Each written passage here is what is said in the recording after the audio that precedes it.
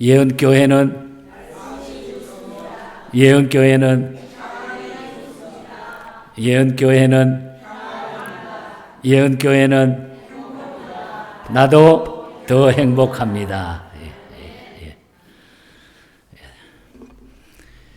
우리가 하나님 앞에 살아가면서 주신 주님의 사역을 어떻게 내가 감당하고 하나님의 자녀로 살아가는가, 이거는 대단히 중요한 그런 일입니다. 고린도전서 14장 40절에 보면은 바울이 이런 이야기를 했습니다. 은사를 주시면서 은사 활용에 있어 가지고 그 섬김에 있어서 모든 것을 품위 있게 하고 질서 있게 하라. 하나님 앞에 주신 우리의 사명, 내가 받은 은사를 품위 있게 하고 질서 있게 하라. 주님의 사역을 하면서 항상 반듯하게 품위를 지키며 일관성 있게 평생을 달리는 일이 결코 쉽지 않습니다. 그렇다면은 바울은 도대체 어떤 마음가짐으로 사역을 감당했을까? 그런 생각을 말씀을 읽으면서 혹은 말씀을 준비할 때마다 그런 마음을 한번 헤아려 보았습니다. 목회 사역자나 평신도 사역자에게 사도 바울은 최선의 모범이 되는 모델 사역자임이 틀림이 없다 하는 것을 깨닫게 됩니다. 평생 선교 여행을 통해서 교회들을 개척하고 설립했다는 의미에서는 목회 사역자의 모델이 될 수 있지만은 또 텐트 메이킹이라고 하는 직접 텐트를 만들고 자기가 직접 일을 해서 돈을 모아서 유지하면서 선교를 했다는 의미에서는 평신도 자비량 사역자의 롤 모델이 되기도 했습니다. 사역자에게 혹은 평신도에게 이 바울은 정말 하나님 앞에 부끄러움 없는 품위 있고 질서 있게 주의 일을 감당했던 자라고 하는 것을 배우게 된다, 그 말입니다. 오늘 이 본문은 바울이 제3차 전도 여행이 계속될 때에 있었던 그런 말씀입니다. 그는 에베소에서 3년 사역으로 아시아 복음의 기초를 다진 후에 다시 마게도냐를 거쳐가지고 곧 헬라, 그리스로 출발을 하게 됩니다.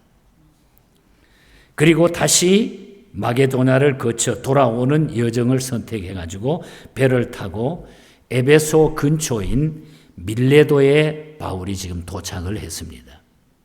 그 지역을 한번 다 돌아봤는데 참 감개무량했습니다. 바울이 그 1, 2, 3차 전도 여행의 전도지를 쭉 돌아보면서 이곳이 거기였구나, 이렇게 되었구나. 여러분들이 형편이 되면 천국 가시기 전에 한번 다녀오시기 바랍니다. 아마 그냥 천국 가면 하나님이 도로 내려가라 그럴 거예요. 거기 한번 보고 오라고요. 이 밀레도는 지금 터키 지역, 트르키예라고 그러죠. 지금 이름이 바뀌었는데 터키 지역 마얀 테르강 하구의 라트미안만 남쪽 해변에 위치한 도시로서 에베소에서 멀지 않는 그런 거리, 약 한 여기로 하면 40마일 정도. 그러니까 별로 거리가 멀지 않아요. 한 4, 50분 거리면은 갈 수 있는 그런 거리입니다. 바울은 시간을 전략해가지고 오순절에 지금 예루살렘을 방문하고자 자신이 에베소를 방문하는 대신에 3년 이상 사역했던 이 에베소 교회 장로들을 밀레도로 초청을 하게 됩니다. 에베소 교회 장로님들을 밀레도로 초청을 했습니다. 거기서 그들에게 바울은 이제 언제 만날지 모르는데 혹 이것이 마지막이 될지 모른다, 이런 생각을 가지고 작별 인사와 부탁을 하기 위해서 장로님들을 그곳으로 밀레도에 다 초청을 합니다.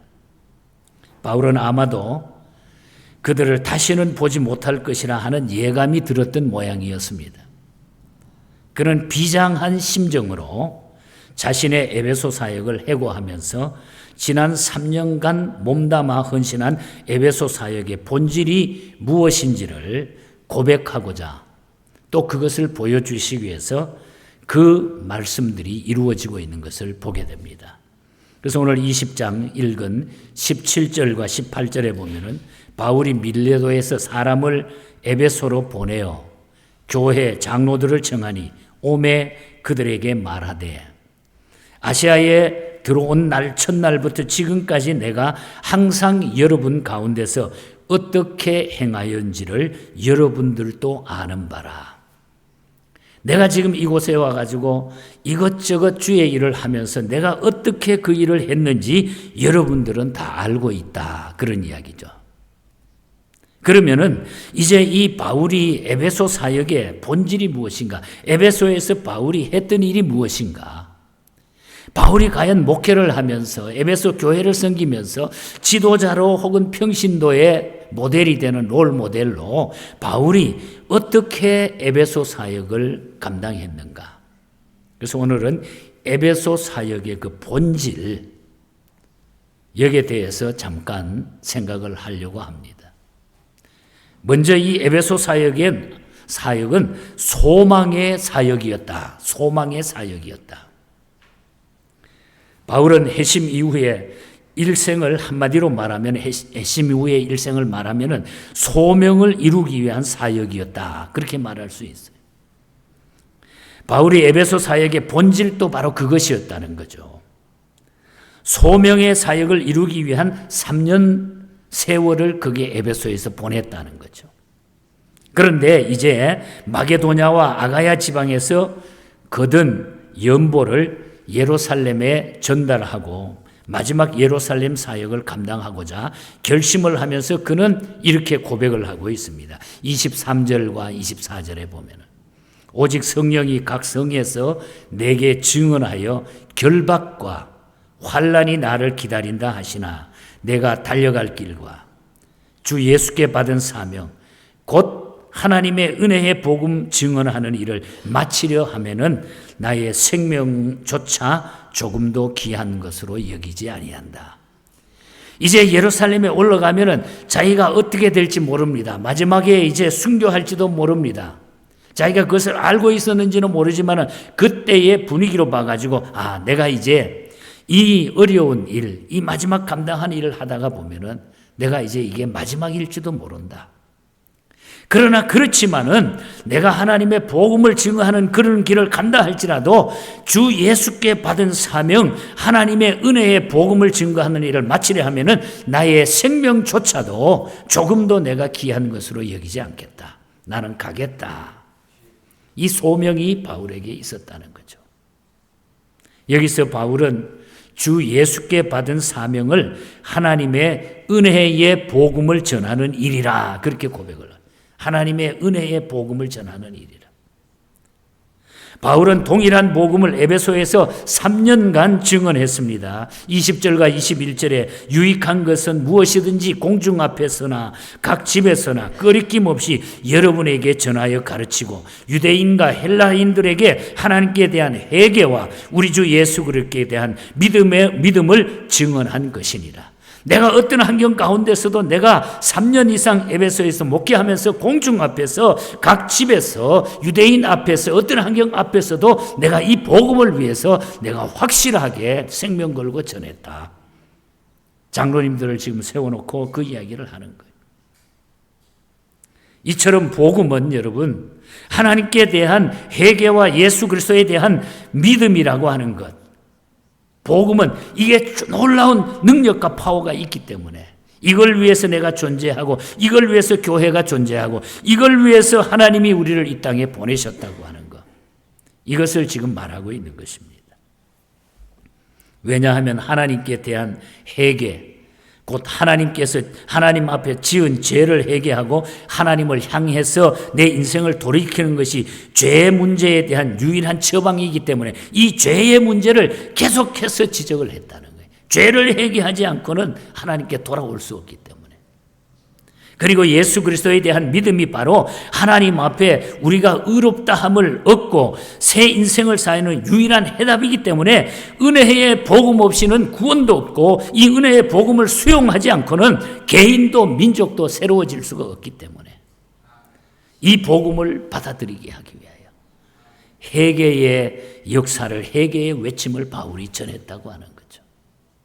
그래서 바울은 은혜의 복음을 증거하는 일이 바로 자신의 위대한 소명이다. 이것이 에베소 사역에 아주 첫 번째로 나타나는 바울의 심정이었어요. 이게 내 소명이다.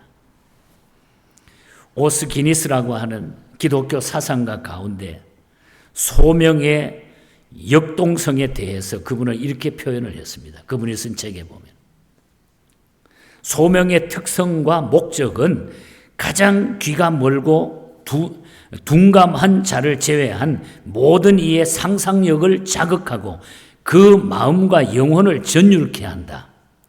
그리고 나의 소명은 내 삶의 나침판이 될 것이다. 소명이라고 하는, 내가 가진 소명이라고 하는 것은 내가 가는 길, 나침판은 내 길을 안내해 주는 거예요. 방향을 제시해 주는 거죠. 알려주는 것. 소명이 바로 내 인생의 나침판이라는 거예요. 바울은 이 복음을 통해서 자기의 소명을 깨닫고 그 주님의 복음이 자기의 인생길의 나침판이 됐다고 하는 것. 방향을 제시해 줬다고 하는 것. 이것을 에베소 교회, 아니 1, 2, 3차 전도여행 가는 곳곳에 바울이 전했던 소명의식의 메시지였다. 1, 2, 3차 바울은 실제로 그 꿈을 이루기 위해서 복음을 들고 세상을 세 차례 거쳐서 여행을 하는 겁니다. 1, 2, 3차 전도여행. 그것이 사도행전에 나타나는 모든 내용들이. 이제 그 꿈과 소명을 따라서 위험이 기다리는 예루살렘으로 내가 가고자 한다. 마지막 거기 올라가면은 어떻게 될지 모르지만 내가 그 꿈과 소명을 가지고 내가 예루살렘에 이제 올라간다. 그 이야기예요. 내가 이제 생명 걸고 나는 이제 간다. 참 얼마나 우리가 깊이 생각하고 우리의 삶 속에 우리가 받아들여야 될 메시지인지 몰라요. 우리가 예수 믿는다고 하는 것은 어떤 이런 관계 속에서 맺어져야 돼요. 그래야 내가 파워 있는 그리스도인이 된다는 거죠. 그 다음에 두 번째로 보면 에베소 사역은 본질은 그 희생이었다는 거예요. 희생 사역이었다는 거예요. 모든 위대한 꿈과 소명은 희생 없이 성취되는 일이 없습니다. 여러분. 바울도 자신의 소명을 성취하기 위해서 희생의 값을 지불해야 됐던 것입니다. 그런 자신의 희생의 경험을 한마디로 19절 말씀에 보면은 모든 겸손과 눈물이라 이렇게 고백을 했어요. 모든 겸손과 눈물이라. 복음의 소명을 위해서 또 예수님을 증거하기 위해서 그는 끊임없이 자신을 낮추고 눈물을 흘려야 됐다. 그 이야기입니다. 희생 중의 희생은 자신의 자존심조차 포기하는 겁니다, 여러분. 그게 진짜 희생이에요. 바울은 본래 우리가 성경에 보면은 우리 새벽 예배 때 쭉 이번에 공부를 했습니다만 종이라는 단어를 바울은 싫어했어요.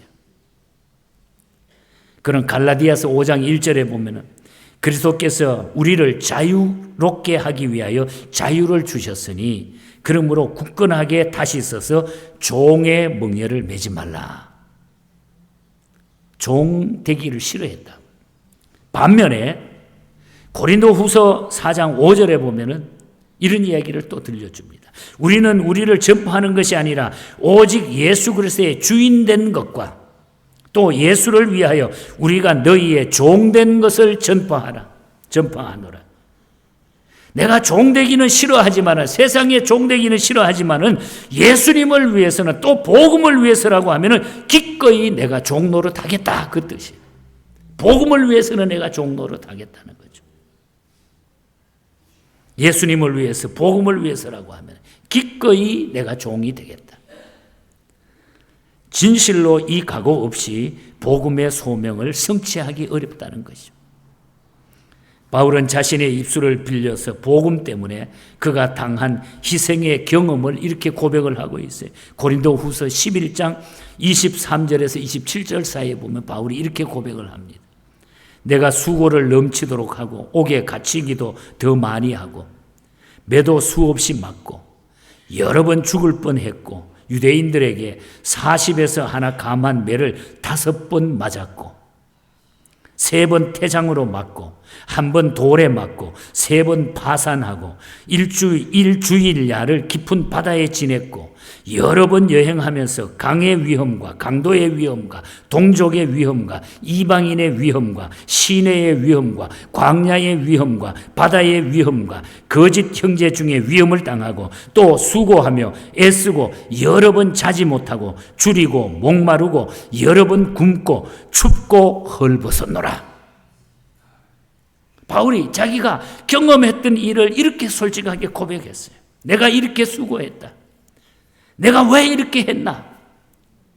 이렇게 죽을 고생을 한 바울이 이제 예루살렘에 올라가면 고난을 당할 것이라는 성령의 예언을 지금 받고 가는 거예요. 이제 마지막이 될지 모르는데 23절에 보면 오늘 오직 성령이 각 성에서 내게 증언하여 결박과 환난이 나를 기다린다 하시나. 이제 마지막으로 자기를 체포해서 자기를 고난 중에 몰아넣는다는 거죠. 그러나 그는 복음을 위해서라고 하면 어떤 희생이 기다린다고 해도 기꺼이 예루살렘으로 가겠다. 그의 사역은 진실로 희생의 사역이 있다는 거예요. 에베소 사역의 그 진실, 바울의 그 사역의 진실은 바로 희생이었다. 여러분, 우리가 예수 믿는 것이 믿음의 삶이 희생을 포함하지 않고는, 전제하지 않고는 주님을 잘 섬길 수가 없습니다. 내가 편하고 내가 기쁘고 내 삶만 돌아보면 희생 못해요. 그래서 오늘 많은 현대교회는 이 희생을 다 싫어합니다. 좋은 것만, 대접받는 것만, 명예만 찾지요. 목사님들 사회도 또 곳곳에 많은 크리스찬들이 살고 있는 이곳에도 전 세계에도 다 그것은 우리 인간의 근본이 있기 때문에 다 희생은 싫어하게 돼 있어요. 그런데 바울은 희생의 사역이었다. 소명 그리고 희생의 사역. 한 가지 더 말씀을 드리면 에베소 사역은 인내의 사역이었습니다. 거기서 끝나지 않고 인내라고 하는 진리를 우리에게 보여준다는 거죠. 우리가 고난과 희생을 당할 때에 그것이 일회성의 고난이나 희생이라고 하면은 한 번만 꾹 참으면 됩니다. 한 번만 꾹 참으면 지나가죠. 그런데 정말 힘든 것은 끝날 것 같지 않는 고난에 직면하는 일이에요. 끝날 것 같으면서도 안 끝나고 또 그 고난이, 그 힘든 일이 계속된다는 거죠. 산 순교자였던 고 안희숙 여사, 죽으면 죽으리라, 죽으면 살리라고 하는 책을 쓰셨는데, 바로 제가 미국 왔을 때 이분이 여기에 LA 침례교회인데 지금은 새누리교회로 바뀌었죠. 한남체인 건너편에 있는 그 교회입니다. 아마 LA 지역에서는 2번째 이민교회 가운데 오래된 교회입니다. 그때 당시에 김동명 목사님, 안희숙 목사님의 사모님의 남편 되는 김동명 목사님이 목회를 하셨어요. 그때만 해도 제가 만난 적이 있습니다, 직접. 이분의 그 책을 우리가 읽어보면은 많은 감동적인 얘기가 있죠.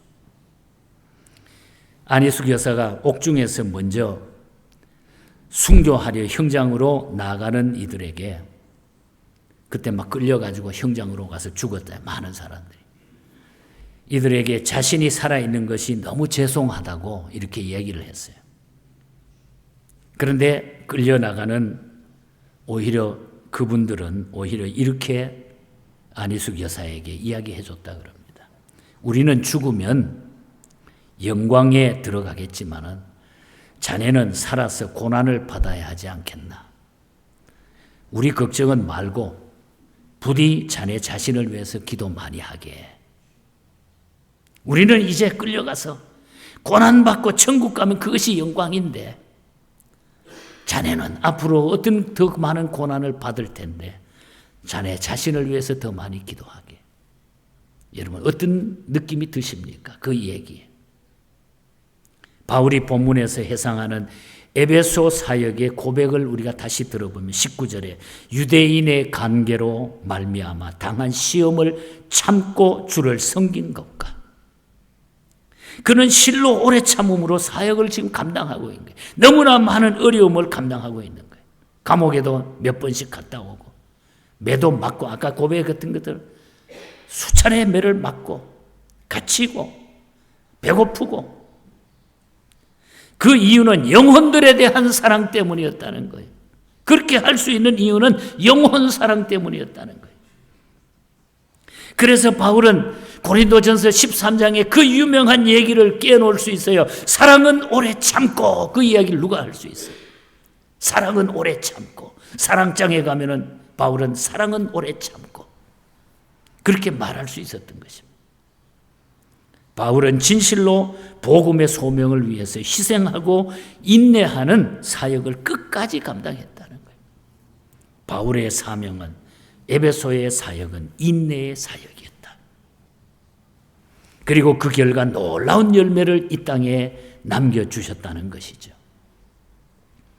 저는 감동적인 다큐멘터리 영화를 하나 지금도 계속 잠잘 때나 가끔 떠올라요. 중국에서도 이것을 가져가서 우리 중국에 있는 분들과 함께도 나눈 적이 있는데 소명이라고 하는 크리스찬 다큐멘터리 영화가 있습니다. 여러분들도 혹시 이 가운데 보신 분이 계실 거예요. 한국 그리스도인의 가슴에 진한 감동을 불러일으키는 그런 내용이죠. 영화 주인공이 바로 강명관 선교사입니다. 이분은 원래 외국어 고등학교의 국어 선생님으로 남부럽지 않는 그런 행복한 일상을 살아가던 분이었습니다.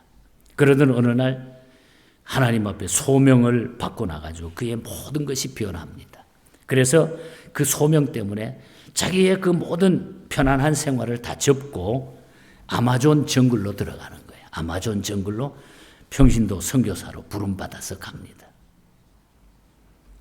정글에는 세계에서 가장 작은 부족 100여 명이 사는 바나와 부족이라고 하는 이 부족이 그 가족과 이 선교사를 기다리고 있었어요. 부족이 사는 지역, 그 지역에는 농사가 어려워가지고 최악의 가난에 시달리고 있었던 그곳입니다. 그들의 최대의 소원은 한번 멧돼지 잡아가지고 멧돼지 고기 한번 시커 먹어보는 것이 소원이라고 그러더래요. 그래서 강선교사는 이런 부족 사람을 섬기면서 그곳에 가서 음식을 먹이고 교육을 하고 문자를 만들어가지고 가르치고 성경을 번역하고 섬기면서 그리스도의 사랑을 나누기 시작합니다. 그는 때로는 선교사가 되고 때로는 의사가 되고 때로는 영양사가 되었어요. 때로는 독총과 독사에 물리면서 자신을 챙기기보다는 죽어가는 원주민을 보살피면서 기진맥진할 때도 한두 번이 아니었다는 거죠. 두 자녀가 있었습니다. 예슬이와 한솔이라고 하는 두 아이가 있었는데 인터넷이 되고 시설이 좋은 상파울로, 브라질의 수도인 상파울로 거기 가면 선교사 자녀들만 보내는 학교가 있습니다. 그곳에 보내서 얼마든지 교육할 수도 있었어요. 그러나 그곳에 보내지 않고 1000km나 떨어진 뿌랏겟과라라고 하는 정글 학교에서 보내가지고 자기 아이들도 정글 학교에서 훈련을 받게 합니다. 이유는 기자가 물었을 때 이유는 대를 이어서 정글족을 사랑하는 선교사로 아이들을 키우기 위해서 또 아이들이 그것을 원했기 때문에 아이들을 그렇게 교육을 시켰다는 거예요. 이 영화를 만든 신현원 감독이라고 하는 분이 촬영 중에 어려움이 없었냐고 이렇게 기자가 물었을 때에 그 감독은 영화 촬영 중에 너무 작아서 보이지도 않는 독충들, 그 정글의 독충들이 너무 많이 막 공격을 해가지고 팔다리가 벌집처럼 되고 물려가지고 너무너무 힘들었다는 거예요. 그렇게 되었을 때 그때 하나님 앞에 너무 힘들어가지고 이 영화 감독이 기도했답니다. 그때 하나님께서 이런 응답을 주셨다는 거예요. 내가 이곳 아마존에 와서 강선교사의 삶을 영화화하며 이 정도의 고통도 경험하지 못한다고 하면 어떻게 그의 사역을 필름에 담을 수 있느냐? 네가 이것도 못 참으면서 어떻게 저 어려운 것을 필름에 담을 수 있겠느냐? 넌 길어야 한 달이지만은 한 달 고통만 받으면 되지만은 강선교사는 언제 끝날지 모르는 고통과 싸우며 선교하고 있지 않느냐? 이 주님의 응답을 받고 이 고통을 잘 인내하면서 그것을 영상으로 표현했다. 그런 고백을 했습니다.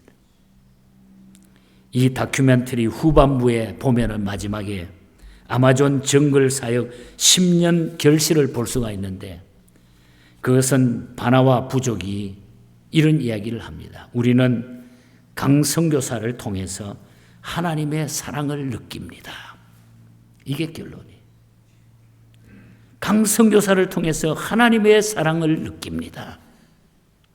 그렇게 고백을 했습니다.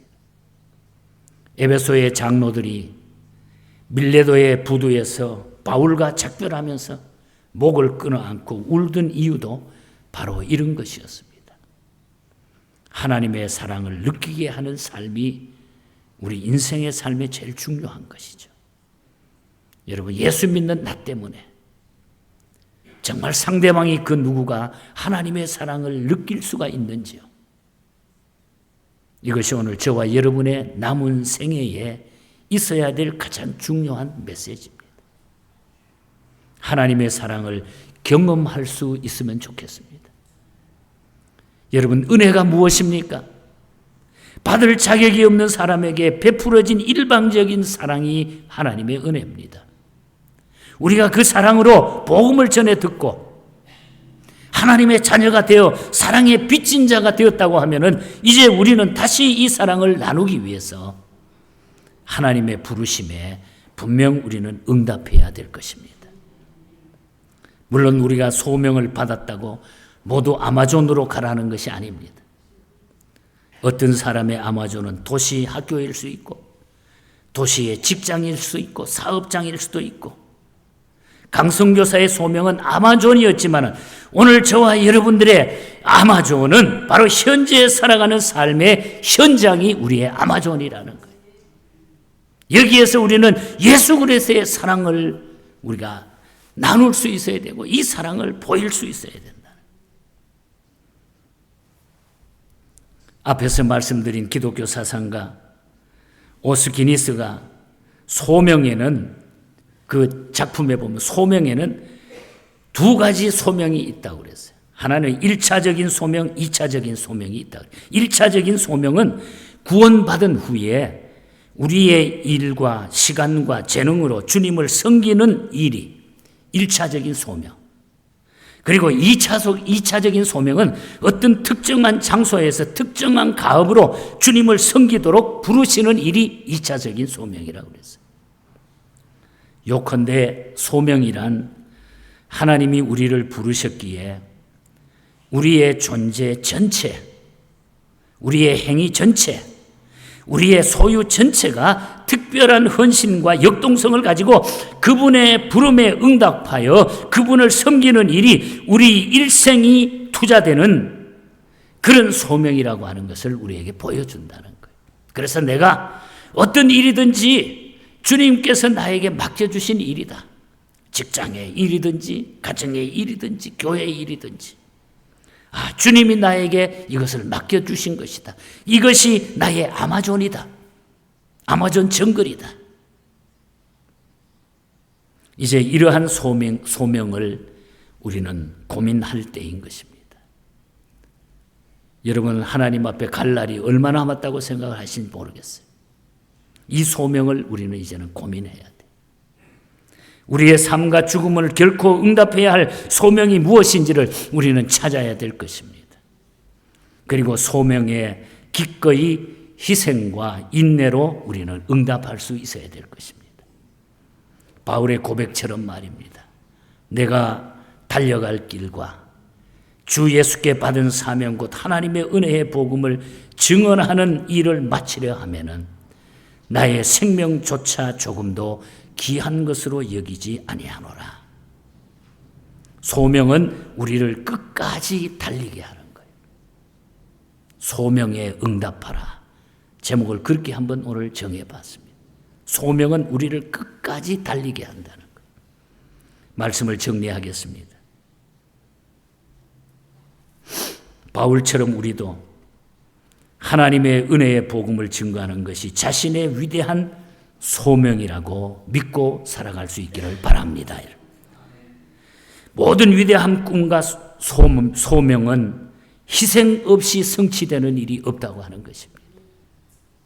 우리가 하나님의 자녀가 되어 사랑의 빚진 자가 되었다고 하면은 이제 그 사랑을 나누기 위해서 하나님의 부름에 우리가 응답하자 이 말입니다.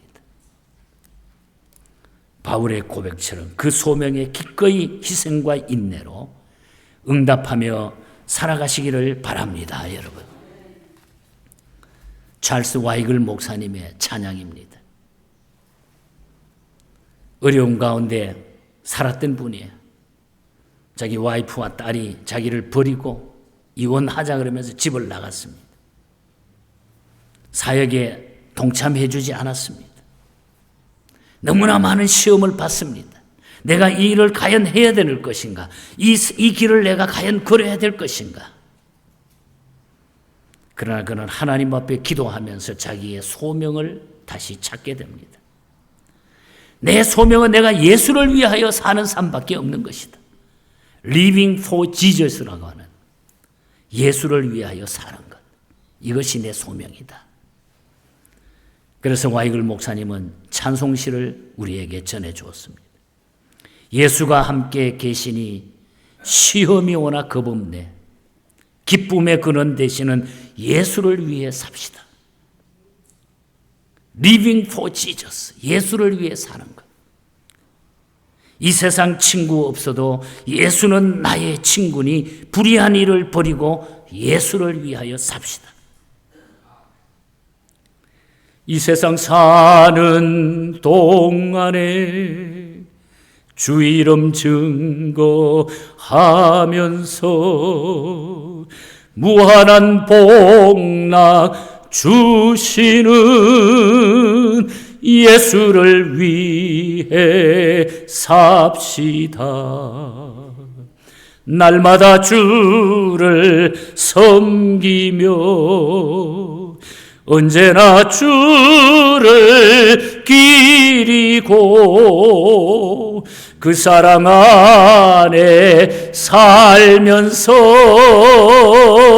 딴 길로 가지 맙시다. 그 사랑 안에 살면서 딴 길로 가지 맙시다. 소명은 우리를 끝까지 주님의 사랑 안에 달리게 한다. 응답하라. 소명에 응답하라. 여러분, 소명에 응답하라. SOS가 우리에게 왔습니다. 소명에 응답하라. 우리 한번 따라 합시다. 소명에 응답하라. 예. 소명에 응답하라. 예. 우리 이 믿음으로 여러분 남은 생에 무슨 일을 하든 간에 우리의 아마존에서 최선을 다함으로 하나님의 사랑을 전하는 모두가 되시기를 주님 이름으로 간절히 축복합니다. 하나님